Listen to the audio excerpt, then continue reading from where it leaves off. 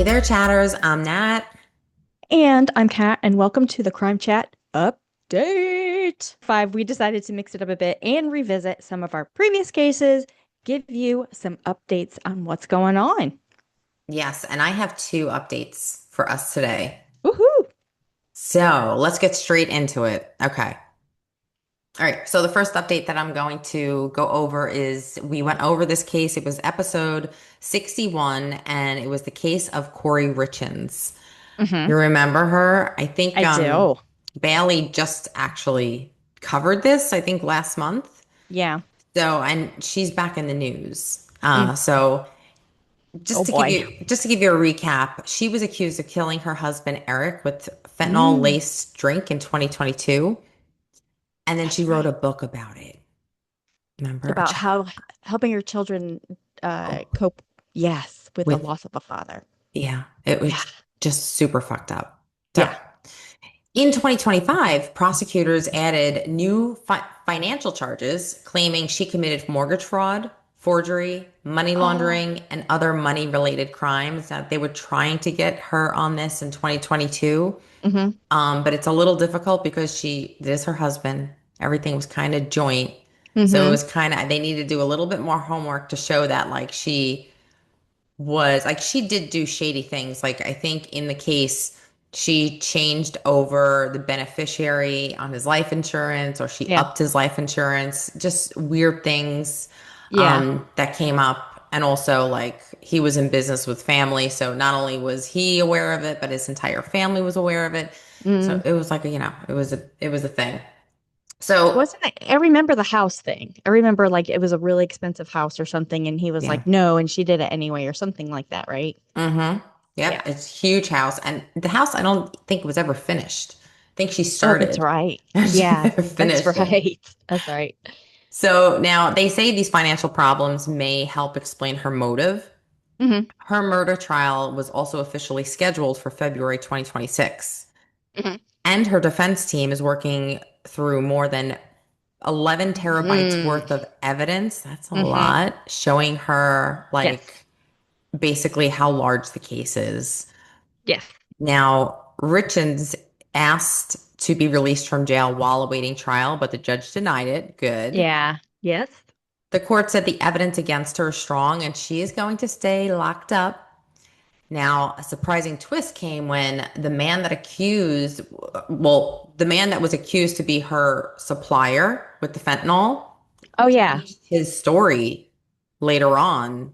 And he said that he never sold her fentanyl, but he sold her Oxycontin instead. Huh. Well, her lawyers say that this hurts kind of the prosecution's case, but the Hmm. prosecutors disagree and they say the overall mountain of evidence against her, they're not even worried about what the drug dealer says. Like, Was it so, illegal? Yes. right. And how do you prove that he didn't do like like it's not like Yeah. he's keeping an inventory of I this, or guess it maybe depends his, I don't on know. I guess it depends on if he's a prosecution witness or a defense witness. Mm, I mean, I don't know.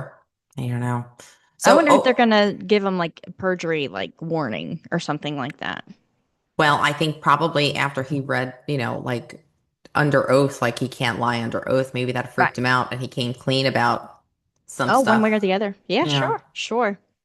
So overall, 2025 made the case more complicated but more serious. Now, the country is waiting for the 2026 trial Mm, to watch the entire story unfold. I can't wait. yeah. Yeah. Now, my next update is theme related because we're coming up on Christmas. Yes. I am updating us on our episode 78, Krampus and the Evil Elves. Krampus is the scary half goat, half demon creature from old stories in Europe. While St. Nicholas rewards good children, Krampus is the one who deals with the naughty ones. Hmm. He shows up on December 5th, known as Krampus Night, carrying chains and sticks to frighten the kids who are misbehaving. That was last night. I wonder if he showed up anywhere. Oh, that's right. That's right. So, update 2025. Krampus has become a big part of the holiday celebrations all around the world, Hmm. especially in the United States. Hmm. Some people enjoy having a little dark humor mixed in with the holiday season, and Krampus fits it perfectly. Yes. So, cities like Chicago reported bigger crowds at the Krampus themed events and parades. Europe is celebrating him in a big way too. Prague had their parade, the Krampus Show 2025, and Mm. admitted it was larger than the previous years. So I'm thinking they have it early on, but way before he's expected to show up. Oh, okay. So probably like in November or Yeah. something. Yeah. So these parades, they feature fiery costumes, performers dressed up as demons, and even added like a Hell's Cauldron like area for the Hmm. adults for just some extra thrill. I guess like Yeah, the smoking area. Oh, we know as the smoking area. yeah. Also, during San Antonio's 2025 Krampus Parade, I didn't know we had one in San Antonio, but it's No? cool. Yeah. They said they had more people in costume, more families watching from the sidewalks, and a longer route through the city's historic district. Uh-huh. Krampus has become a fun and exciting part of the holiday season for many people. So, the moral of this Christmas tale is even in 2025, Krampus' popularity continues to rise.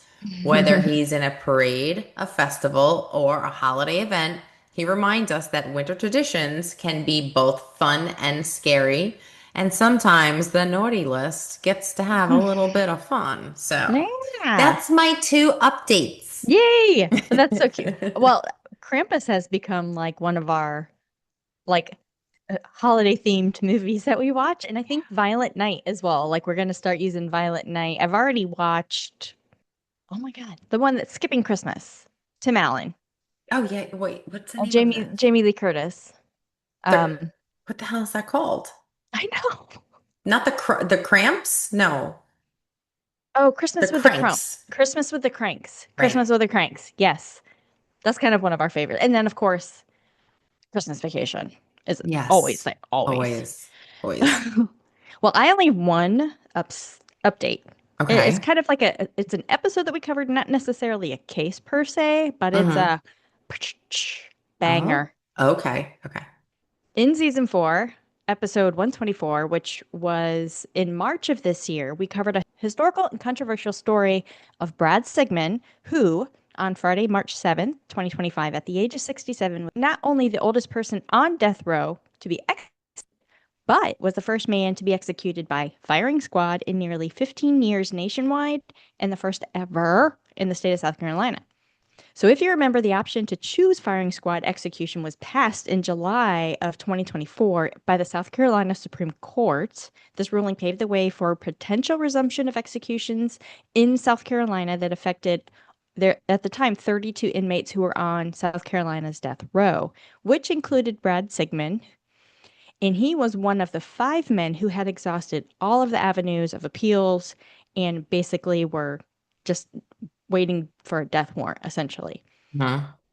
Now, another one of those men was 42-year-old Mikhail Dean Mockdy. On March 14th, a week after Sigmund was executed by firing squad, his death warrant was formally signed by the state Supreme Court, and it was scheduled to be carried out April 11th, 2025.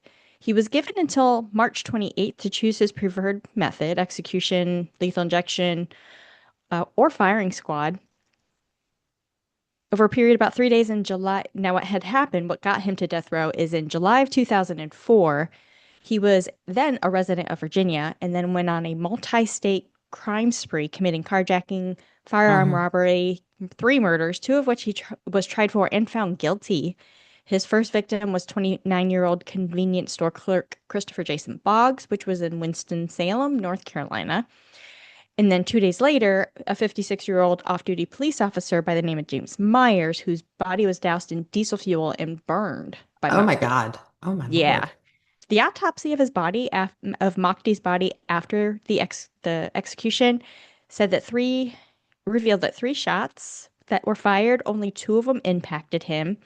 Neither of them hit his heart, and experts say that this is why Mockty screamed when he was shot, and he remained conscious for about a minute afterwards. Oh my God. That's Yeah. And terrifying. and that's part of the Jeez. controversy of firing Phew. squad That's execution. Yeah. Wow. What do you, Because you would think it would be quick, but why would it be quick? Because the bolts are ripping through your body. yeah. Yeah, it's probably not as quick as you think. Oh my God. Well, and I think if you remember, some of them were blanks, like so they don't, so the it can't be traced back to who was the one that actually killed Oh, him. that's right. That's Some of right. them are blanks. Yeah. So he did not make a final statement, and prior to his execution, he ate his last meal of a ribeye steak cooked medium, mushroom risotto, broccoli, collard greens, cheesecake, and sweet tea. Sounds delicious. I'm so It hungry does. right now. I know. Okay, now there's a third inmate in South Carolina who was also executed by firing squad, 44-year-old Stephen Kouri Bryant. And this is a little closer to home. Oh. I mean, like my backyard. Oh, okay. We love So those. Bryant was an American spree killer convicted in 2004 fatal shootings of three people in Sumter County, South Carolina. Mhm. It was an 8-day period in October. He shot each of his victims in four separate incidents and killing three of them and leaving the fourth one seriously injured. The first deceased victim was a friend of his, Clifton Dale Gainey. He was shot and killed before being abandoned on the road. The second was Willard Iving Tychin Jr. He was fatally shot inside of his home during a robbery. And the final deceased victim was Christopher Earl Burgess. He was shot dead and left on a rural road after encountering Bryant at a convenience store. Bryant was found guilty of 3 counts of murder and sentenced to death on September 11, 2008. Now, he was issued after they started resuming the firing squad executions. He was giving a deadline of October 31st, 2025 to choose his method. Before the death warrant was finalized, his lawyers reportedly sought to delay the death warrant due to the U.S. federal system government shutdown that we are still trying to recover from. Oh, wow. Like, this is recent. This is like he was executed in the last month, Wow. and Wow. it was a big to do in my town. Like Uh-huh. everybody was talking about it. Just people who live there remember exactly what happened. Like they remembered it. So, however, the state of South Carolina Supreme Court didn't buy that excuse or justification, and they're like, nah, sorry. So Bryant did choose to be put to death by firing squad Mm. at the Broad River Correctional Institution. He was executed November 14th, 2025. The process began at 6 p.m. with a doctor announcing his death at 6:05. Bryant was the third person to be executed, as I mentioned, and his last meal was spicy mixed seafood stir fry, fried fish over rice, egg rolls, stuffed shrimp, 2 candy bars, and a German chocolate cake. He made no final statement. And that is my firing squad topic That's episode update. wild. Yeah. Wow. Yeah. I think when we came out with the first one earlier this year, back in March, was pretty, it was like the week after the firing squad execution actually happened. It was pretty recent. So since then, there's been two others, and one of them is very, a little close to home there. Yeah. Do we know how many states allow the firing squad option? Yes. Uno momento. Oh my God. It seems such just a violent way to go. I think it's five. Five? I think Wow. 5 states. 11 states right now have executed people this year. Wow. Guess who's the top state? No. Yours? Florida. Of Florida, course. 17. Why would I second guess that? Why? I don't understand that. Of South course. Carolina's third. Well, tied for second technically with Alabama and Alabama and Texas at Hmm. 5. Florida's had 17. Yeah, Florida is Florida. Florida's Florida, so Yeah, right. it As of this year, Idaho, Mississippi, Oklahoma, South Carolina, and Utah are the only states that use firing squad for the death penalty. So yeah, 5. wow. Yeah. Okay. Oh boy. Thank you for that. No, Oh. thank you. Thank you. It was a banger. Yeah, it was. Awesome. This is our first case update, guys. Hmm. So come back and check out our next month's updates. Yes. And if you have any episodes that you've heard in the past that you want an update on, let us know. Yes. Because we'll be doing these throughout season 5. This is going to be fun. I love updates. Love it. Yes. All right. So for season 5, you can expect case updates or updated information the first Hmm. Saturday of the month for season 5. Yes. And remember to come back next week for our regularly scheduled episode. It's a special one.